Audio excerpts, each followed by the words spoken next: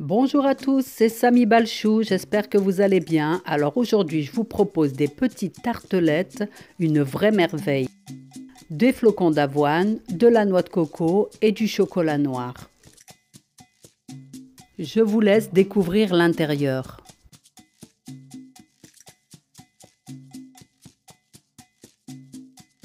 Allez, c'est parti pour la recette. Donc pour commencer, je vous laisse regarder les ingrédients qu'il va falloir pour réaliser ces magnifiques petites tartelettes.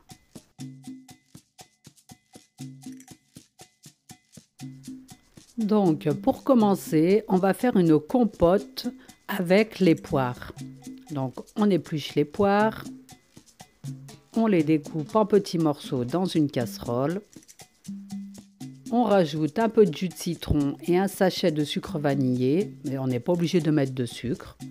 On fait revenir avec un petit peu d'eau dans une casserole sur feu moyen jusqu'à que les poires soient bien cuites. Ensuite, on les met dans un mixeur.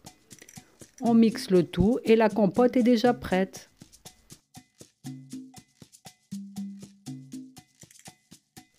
On prend par la suite les flocons d'avoine.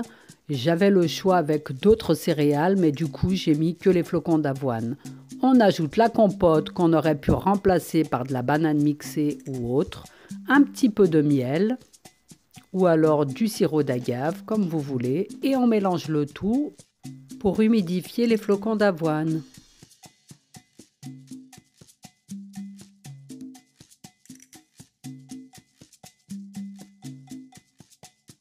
J'avais préparé à l'avance un plat à muffins avec du papier cuisson pour faciliter le démoulage des tartelettes.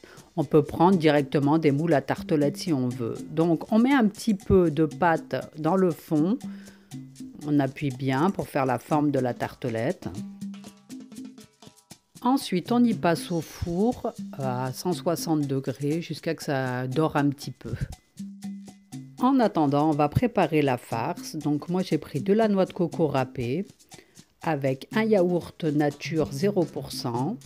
On mélange bien pour humidifier la noix de coco. On peut mettre pareil un petit peu de sirop d'agave. Moi j'ai mis un tout petit peu de sucre vanillé. Bon là on ne le voit pas dans la vidéo.